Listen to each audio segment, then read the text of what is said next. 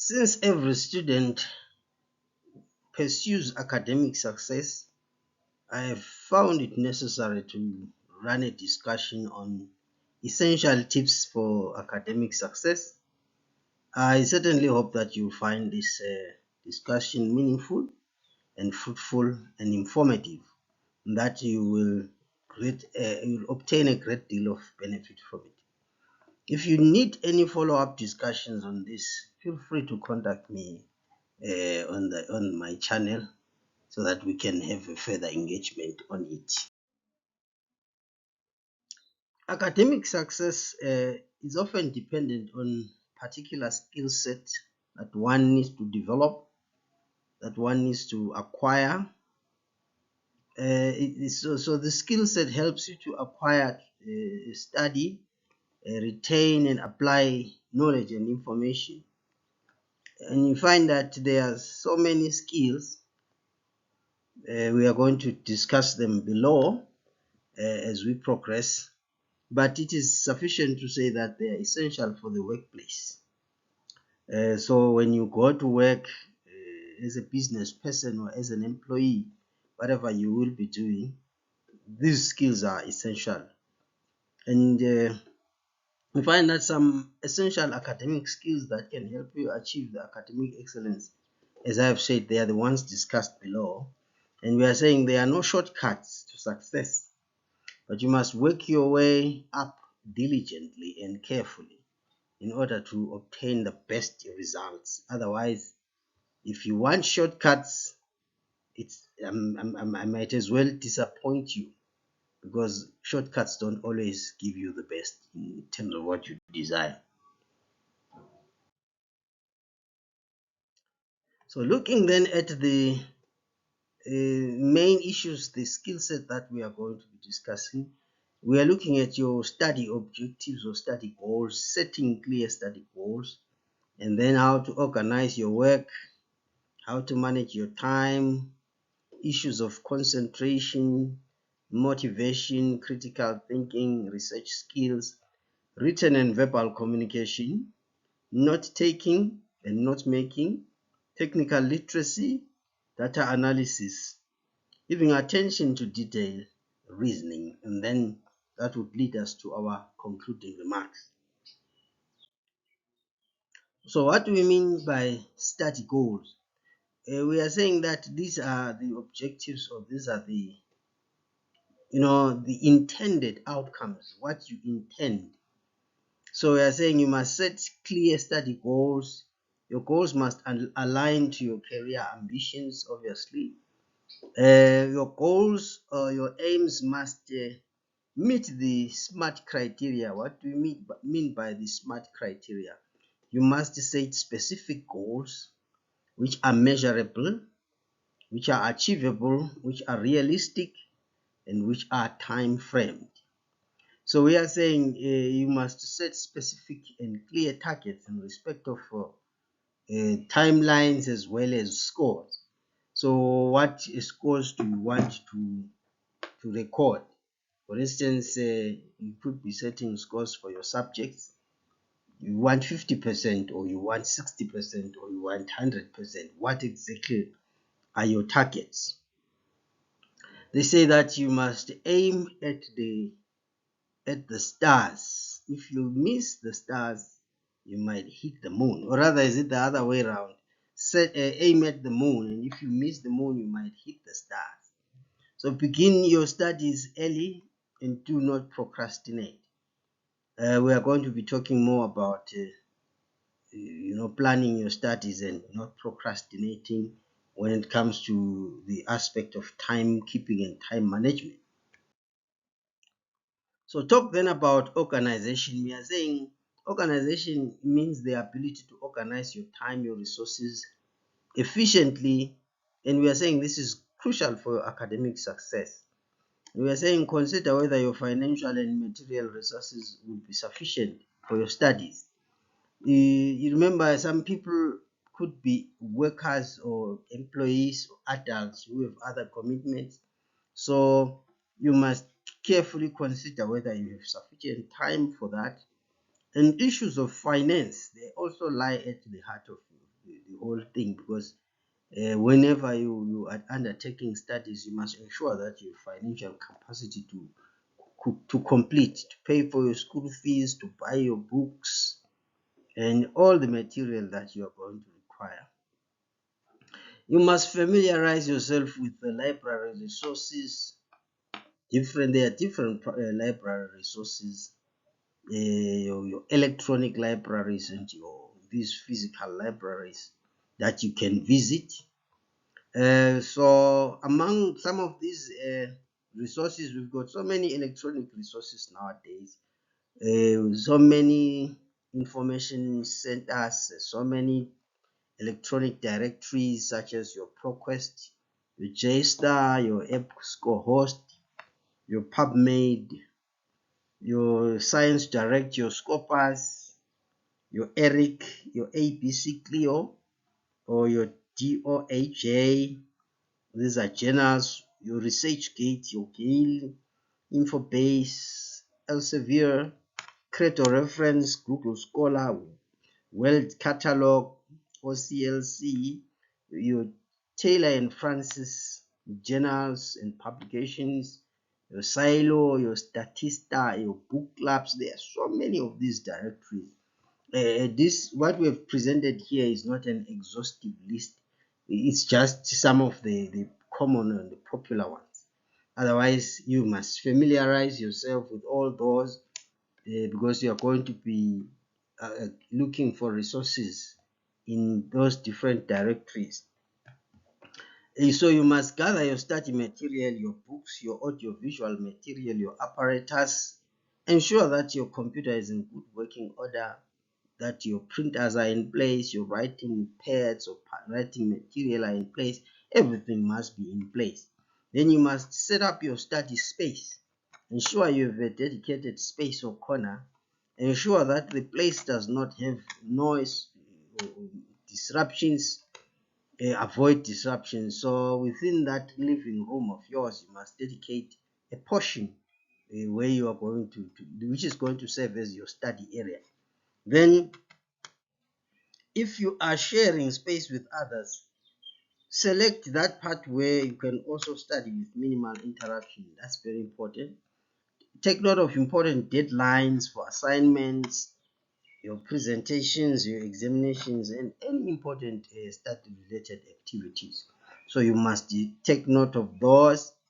You must draw a comprehensive study timetable which shows the important deadline, and you cross out the tasks as soon as you complete them.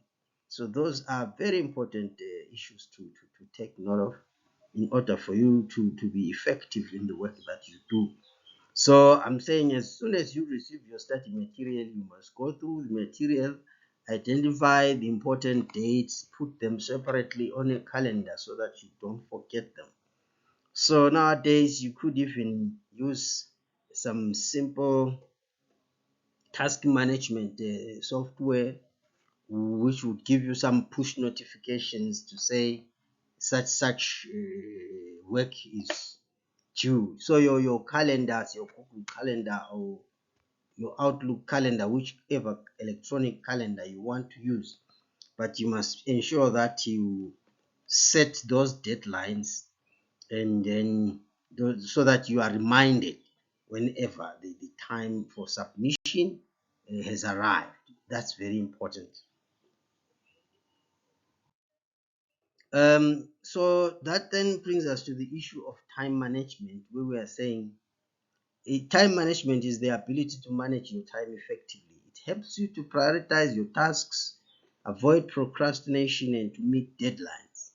So whether you're a full-time or a part-time student, worker or parent or spouse, ensure that you set aside sufficient time for your studies. Remember that the term time management is actually a misnomer, because we are not exactly talking about you managing time. It's impossible for you to manage time. Therefore, we are talking about you managing yourself in respect of time. So it is not the time that you are managing, but it is your own habits that are being managed. You take note of that. Your own habits are at the center of management, not time itself. So it's you aligning yourself to timelines and sticking to those timelines and ensuring that you are disciplined to follow everything that you've set up in terms of your timetables. So you draw your timetables, your timelines, and you discipline yourself to them. Identify time wasters in your own life and eliminate them. So they are what we call time savers and time wasters.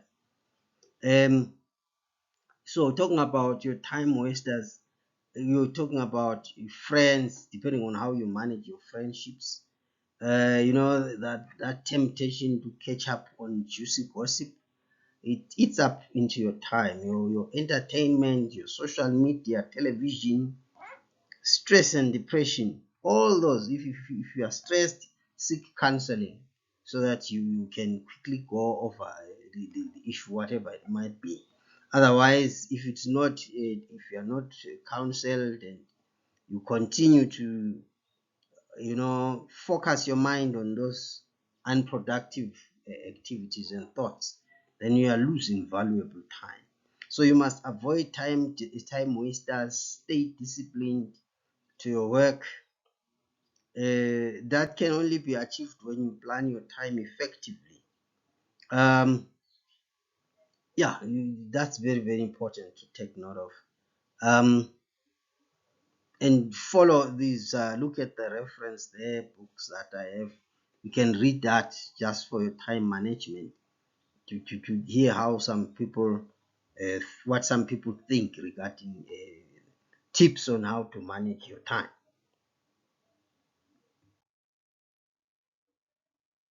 There's therefore the issue of concentration, which refers to the ability to focus your attention on the task at hand. We are saying it helps you to avoid, or rather to absorb information more effectively and retain it for longer periods. It helps to ensure that whatever you set out to do, your mind stays focused on it. We are saying to ensure maximum concentration, you must ensure a balance between your life, that is your social interaction, your studies, your work. So you must have that balance. Ensure that you have it. Maintain a healthy balance between work, study, social life, and physical exercises to ensure that you remain physically fit. You must stay physically fit. Physical fitness is essential to ensure maximum concentration in your studies. And when you get exhausted during your studies, take study breaks to ensure that your mind stays fresh. Time your study sessions so as to take study breaks at certain time intervals. So there are mental exercises that you can engage in to ensure that you maintain your concentration. So it's discipline generally. As you begin, it may be difficult to keep your mind focused on the work before you, but when you train your mind to focus on the work at hand, it can then serve as a very good servant. So you can consciously direct your thoughts. If you are working on a particular task according to your assignment, whatever it is, bring the totality of your mind to that particular work. Avoid distractions. So you train your mind, you discipline it in such a way that if you are working on a project, the whole part of you is actually devoted to that project. So that's as far as concentration is concerned. Because if you don't concentrate, you may find yourself sitting for uh, hours and hours at that table pretending to be studying, when in actual fact you are not gaining anything. So you must always ensure that when you sit there by that computer or by that table to do your studies, you are fully engaged in the work before you. There's also the issue of motivation. How do you ensure that you stay motivated? By motivation, we are talking about the driving force behind your academic success. And we are saying motivation helps you to stay focused, to overcome obstacles, and to achieve your goals. There are basically two forms of motivation, namely the intrinsic motivation and the extrinsic motivation. By intrinsic motivation, we are talking about that drive that is within you as an individual, that desire to accomplish whatever goals you have. Then extrinsic motivation comes from external forces. Maybe you have people advising you, friends or motivational speakers or whoever, giving you reasons why you should accomplish the goals that you've set for yourself. And I'm saying that intrinsic motivation goes much further than extrinsic motivation. When you are intrinsically motivated, you work yourself up, and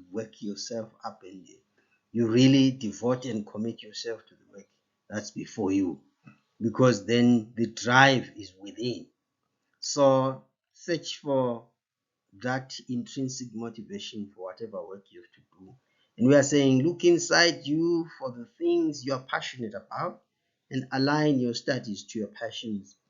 To stay motivated, ensure that the study course you are pursuing is within your area of interest and proficiencies. Know yourself regarding your mental aptitude. Are you an oral person? You speak a lot? Are you a numbers person? Maybe you do your arithmetic and your calculations and you love that. Or are you a literal person who likes writing and so on? Or are you a musician? Are you in the creative side, creative arts? So you must know yourself. Choose a study course that complements your aptitudes and proficiencies, so as to enhance and improve efficiency in the work that you do.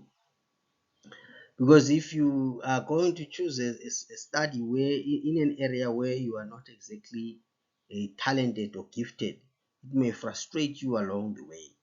So we are saying forge relationships with people working in the same field as your study discipline or study area, and continually visualize the benefits of your studies in the career that you are pursuing, as you seek extrinsic motivation as a supplement for intrinsic motivation.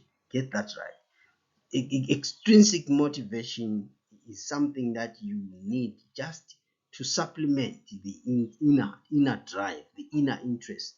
So the bigger part is, as you select the course, that's when you must be careful how you select the course, because whatever you select, depending on your selection, you will either be motivated to complete it, or if you are not, if you have not selected the interesting area as far as you are concerned, then you may want to abandon everything along the way. That's very important to take note of. So that then brings us to the issue of critical thinking, where we are saying critical thinking is the ability to analyze information objectively and to make informed decisions. It helps to evaluate arguments, to identify biases, and to draw logical conclusions.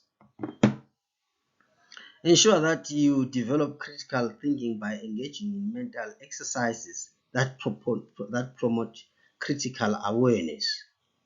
You must actively practice the view that things are not what they seem to be on the surface. Then, having thought that way, you must dig deeper for any potential hidden implications of facts. Taking note of the fact that you need not take anything at face value, but you take everything with a pinch of salt. When somebody tells you something, you must critically engage the idea instead of just assuming that what they are telling you is gospel truth. So whether you read it in a book or you're listening to somebody talk or it's a video, whatever a learning medium, you must ensure that you critically engage that material. Subject all views to rigorous scrutiny. That's what we are saying. We encourage a departure from what they call the banking education concept. If you have read, if you have encountered the works of Paulo Freire, The Pedagogy of the Oppressed, a book done in 1972, you will understand what the concept of banking education is. It's not education to do with those who are involved in banking money or managing the banks. But we call it banking education because in terms of that concept, you find that the teacher is portrayed as somebody who knows everything. So he comes in like a man or a woman walking into the bank to deposit their money. So the teacher is depositing knowledge in the minds of the children or the students. And so the teacher is the depositor and the students are the depositories of knowledge. That kind of thinking is archaic. It has no place in modern day. So if you can just take note, and if you can have an opportunity to read the Pedagogy of the Oppressed, you will understand what Paulo Freire says about banking education and how it is actually oppressive rather than liberating. In the South African context, we've had Hilary Jenks, who has written extensively on critical literacy within the South African context. So you can also look for the works of Hilary Jenks just to find out what she has to say about critical thinking. So critical thinking, critical literacy is very essential when you are engaging whatever learning material is before you, so that you do not lose sight, you do not lose track, because you don't have to swallow hook, line, and sinker whatever is told to you. In some cases, as I have said, take it with a pinch of salt, subject the ideas to rigorous scrutiny, ensure that you test every statement for correctness. Yeah, those are some of the things.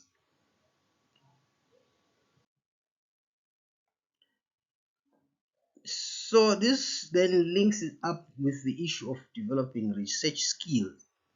We are saying that research skills involve knowing the questions you want to answer, finding credible sources, and using effective search strategies. Research skills are essential for academic writing and research generally, and the development of knowledge. The student must develop skills to systematically search for knowledge and facts based on the formulation of critical questions, examining credible sources, gathering crucial information or data sorting, interpreting the data, drawing logical inferences, conclusions from the data, and so on. So that's part of in fact, that's part of research skills. We are saying the student must be able to search the library, looking at the various electronics and visual sources, visual information directories such as EBSCOhost, Nexus Lexis, among others. Remember, we referred to a host of those other directories when we spoke about organization. You can flip back and check one of our slides that we have already spoken about.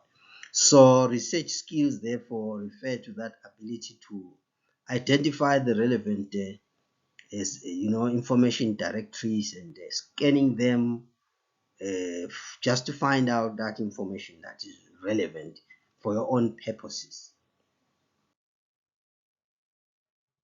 So as part of the competencies that you must develop, we're talking here about written communication as well as verbal communication. Your effective communication is essential for academic success. So you are going to be writing papers, you are going to be explaining concepts, you are going to be doing orals, vivas, where you've got to explain. You're going to be presenting your findings or whatever you discovered in your reading or in your studies. So communication is very, very essential. And we're saying it helps you to express your ideas clearly, persuasively, and it helps you to understand the ideas of others as well. So good reading skills are a foundation for great writing skills. In order to write well, you must read well, read extensively. And we are saying good writing skills entail the formulation of complete and comprehensive sentences to communicate ideas. So you are talking here about different types of sentences, different sentence structures. There is a lot really. You can visit your language studies just to understand once more, to refresh what we mean by types of sentence. Is it simple sentences? Is it complex? Is it compound sentences? Are we dealing with questions? Are we dealing with rhetorical questions? The different aspects of writing and the use of language generally. So we are saying a series of good sentences constitute a good paragraph, while a series of good paragraphs make a great essay. So you will have to pay attention to your grammar, your semantics, your choice of words, or your syntax, which refers to arrangement of words within a sentence. Pay attention to your punctuation, pay attention to your spellings. These are the very things that determine the clarity of our writing and the clarity of our communication. So you should not compromise your spelling. Consider the type of writing that you are asked to do. Are you doing transactional writing? Are you doing conversational writing? Are you doing informative writing? Are you doing persuasive writing, predictive writing? Those different types of writing. And we are saying that each type of writing has its own unique style. So depending on the purpose of the writing, whether it's transactional, conversational, persuasive, or predictive, whatever it is, you must master the style that is essential for effectiveness within that framework and context. So that then still brings us to the issue of note taking and note making. By note making, we are talking about the ability to record information accordingly as you meet it accurately and efficiently. It helps you organize your thoughts. Remember that important thoughts and details must be recorded. So we are saying when you take notes, you are organizing your thoughts, you remember important details, and you review information later. So you must write it in such a way that when you have to review it, it will be appropriate and it will be suitable for that. Then you see, the notes you take as you undertake your studies will eventually serve as your resources later on when you write your assignments, when you prepare for examinations, or when you write your research papers. So because these are your notes, there is no universal way of presenting them, but so you could use tables, you could use graphs, you could use whatever models, but make sure you devise a system of codes as you classify the ideas that you come across in your studies. And then you could use color codes.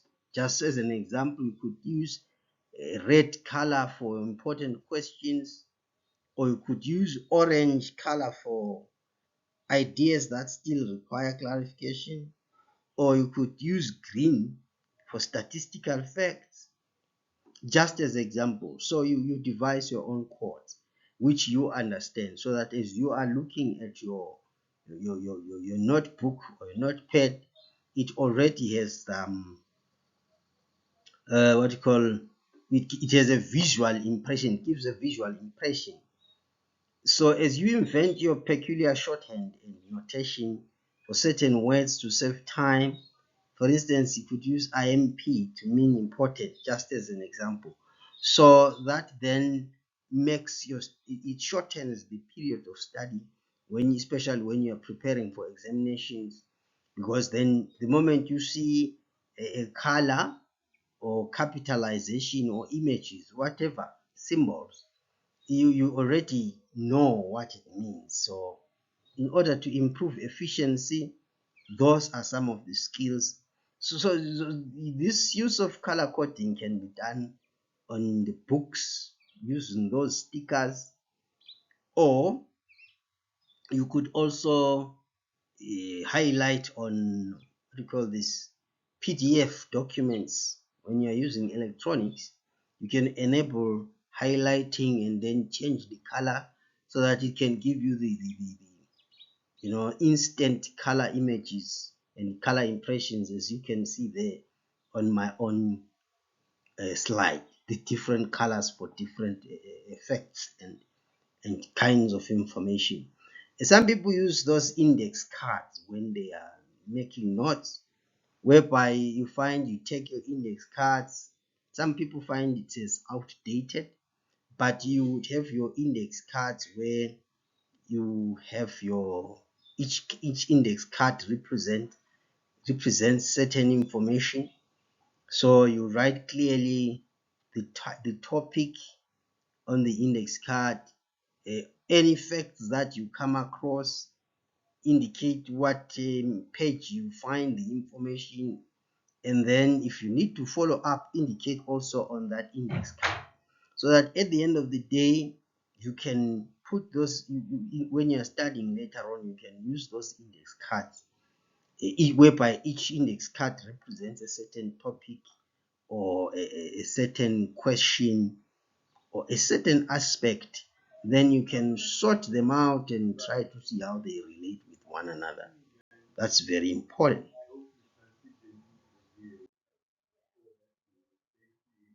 So then, talking also about issues of technical literacy, because in this day and age, you really need technical literacy.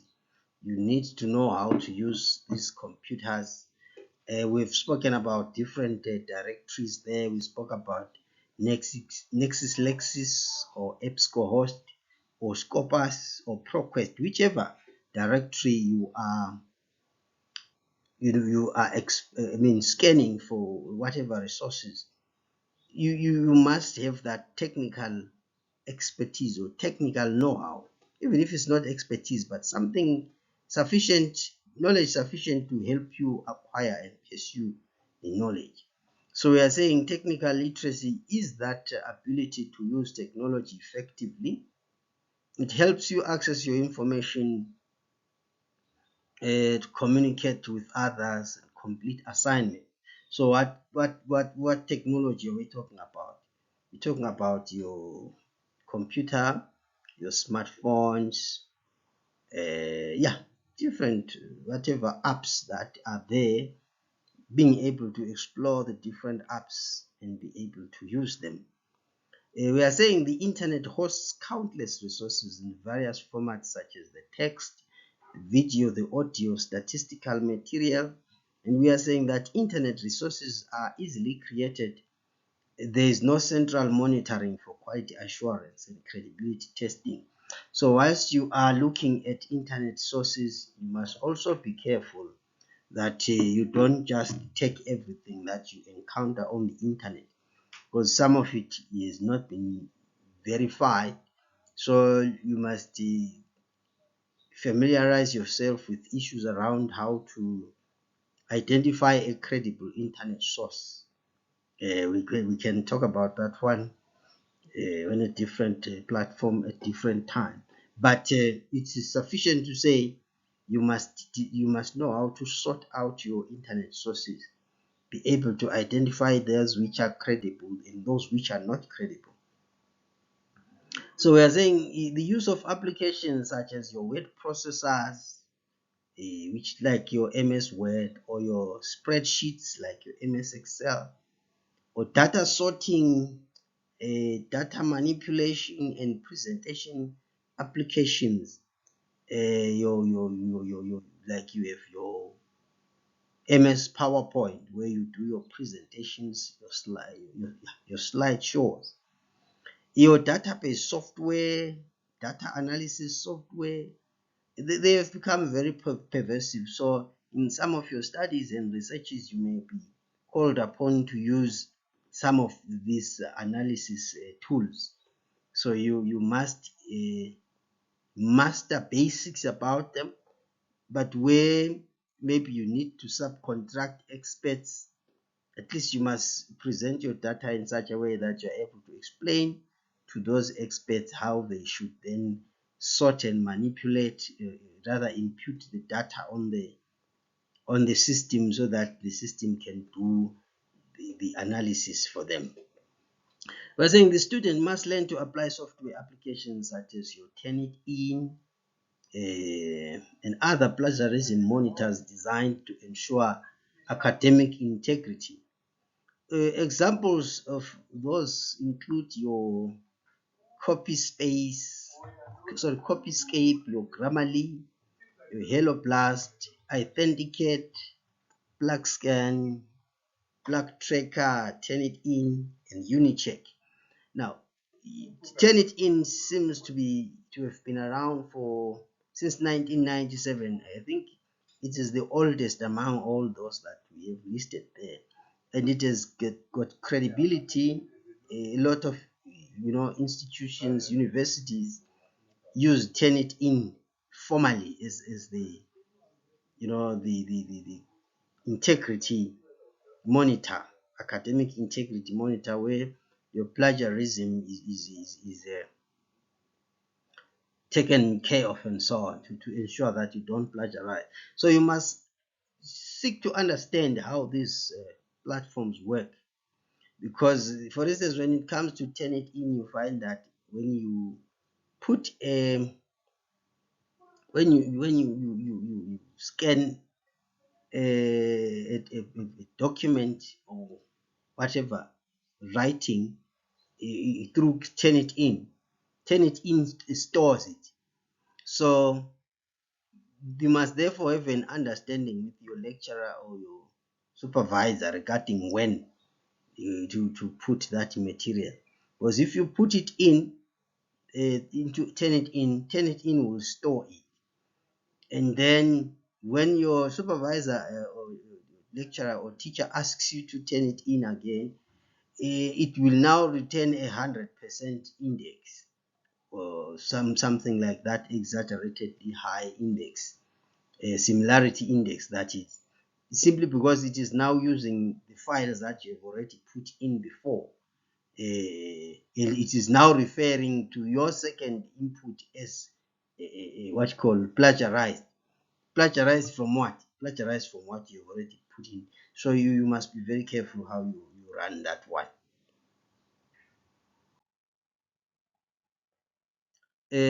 Still, I did allude a little bit to data analysis. So data analysis is the ability to interpret and analyze data. So I said there are software that are used to analyze data in research, but even without software applications, you must understand that you need to do data analysis manually so as to draw conclusions, to identify patterns, to help you make informed decisions. An understanding of the use of data analysis tools is essential. So we are saying knowledge of data analysis is essential to demonstrate how knowledge is created. It enhances an understanding of how credibility, reliability, validity of information may be verified. So data analysis, as you do it, enhances your competence to understand and to have a full grasp of whether the information or the data you have is worth relying on. So we are saying learners or students must identify the difference between various types of data, including your qualitative data, your quantitative data, and you should develop the ability to represent data using various instruments such as your tables, your charts, your graphs, your models, your organograms, whatever a pictorial and schematic means of presenting information. You must take note of those and be conversant with their use.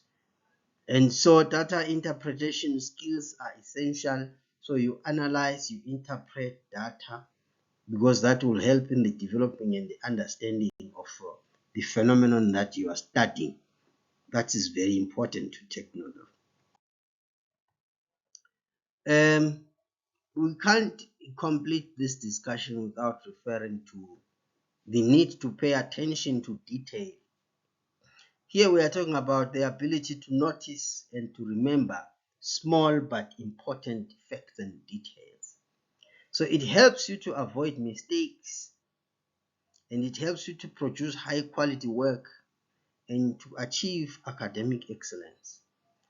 We are saying that a good learner pays attention to every relevant material she is exposed to, and each study session is a preparation for the examination. So I've heard some people say they prepare for examinations at a certain point. But I can say as the semester begins, your first reading must serve as a preparation for the exam. You are already preparing for the examination. It does not matter that the examination may be 5 months or 12 months or 10 months away, whatever the time might be.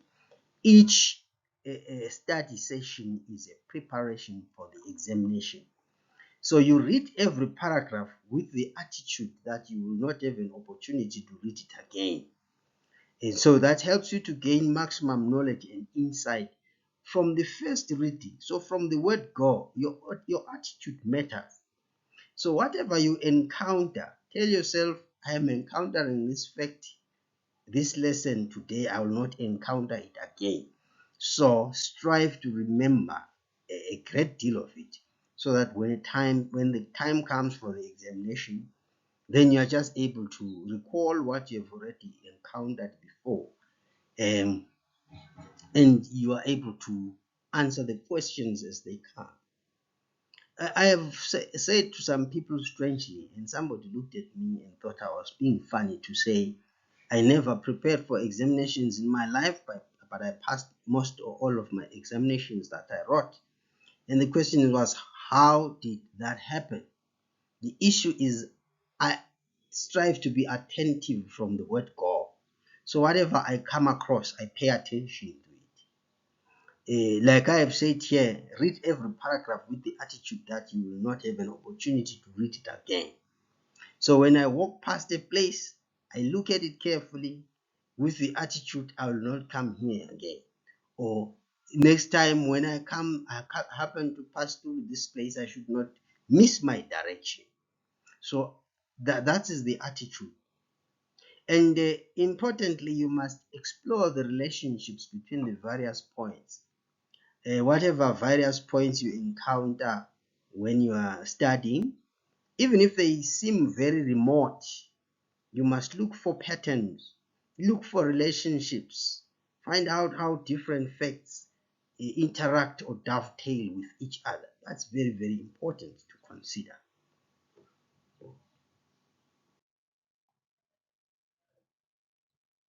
Right. The discussion wouldn't be complete if we did not talk about reasoning. Some people have said that it is impossible to teach reasoning, thinking that reasoning is a natural talent or natural ability. Every one of us is born with the ability to reason. But I can tell you that you can learn how to reason logically. So reasoning is the ability to think logically and to make sound judgments based on the information before you. So reasoning helps you to evaluate arguments, to solve problems, to make informed decisions. So how do you then learn how to reason? You may have to devote time to understanding logic. There's a subject called logic, which is a branch of philosophy. Logic, the art of argumentation, is very important to understand. Logic, we have because we have got different types of different ways of looking at information. There is what we call deductive reasoning, and there's what we call inductive reasoning. We don't have sufficient space for it here. Time permitting, I will develop the discussion for you on the difference between deductive reasoning and inductive reasoning. But it is sufficient to say that you must delve into understanding logic so that you can, seek to understand concepts like propositional calculus, how you can analyze statements the way you would analyze mathematical propositions. So even logical propositions can be analyzed as if you were looking at mathematics, where you are saying A plus A equals B. So there is a branch of knowledge called propositional logic or propositional calculus. We don't have the time for it here. But as I've said, devote time to understanding logic and argumentation. Familiarize yourself with the art of close analysis, argumentative devices. We've got argumentative devices such as guarding. For instance, somebody would say, most people say, or most people argue that, and then that person is doing what we call guarding, giving us an impression that if most people are saying that, if most people are thinking that way, then it's correct. Or some people would use what we call assurance, and they say, Mr. Mandela said ABCD, as if then to give an impression that if Mr. Mandela said it, or if a certain scientist somewhere said, whether it's Isaac Newton or whether it's Albert Einstein or whether it's Karl Marx, therefore it's correct. But it doesn't quite go that way. So you must watch out for some of these facets of logic and reasoning. You should be able to identify logical or argumentative fallacies. We've got so many argumentative fallacies, such as your slippery slip arguments, your arguments from the hip, or your ad hominem fallacy arguments. The kind of argument which says, miss the ball, play the man. I'm sure you've engaged with this person who will depart completely from the ideas that are being discussed and start attacking the person who's proposing the idea. That's what we call the ad hominem fallacy. So you must watch out for, when somebody is making a presentation, sometimes they want to cloud their discussion by, coming up with faulty causal connections. Some people will present causes as results or results as causes. So you must watch out for all those faulty causal connections, your disjointed attributions of factual affinities which do not exist, where somebody just takes two items and places them side by side and gives an impression that they are related, when in actual fact there is no relationship between them. So all those facts are very, very important to take note of. So you can actually develop reasoning, as I have indicated there. Yes. So that then brings us to the conclusion of our discussion. So we began by talking about the different aspects, in fact, the different skills that you need to develop as you prepare for your academic year. In order for you to excel, it's better you start now, right at the beginning. So you have to set your clear goals.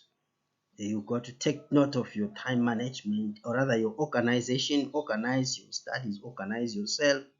Then issues of time management must be taken in, concentration, your motivation, your critical thinking, your research skills, written and verbal communication, note taking, technical literacy, data analysis, paying attention to detail, and developing sound and logical and solid reasoning.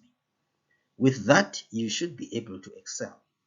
Thank you very much. Forget not to subscribe to my channel, to join memberships, and to also give tokens of thanks. Take a look at those thank you tokens there at the bottom of the what you call, just beneath the video, the YouTube video. You should find those. Don't hesitate to say thank you by swiping and giving that thank you token. It doesn't have to be a small one. Thank you very much in advance.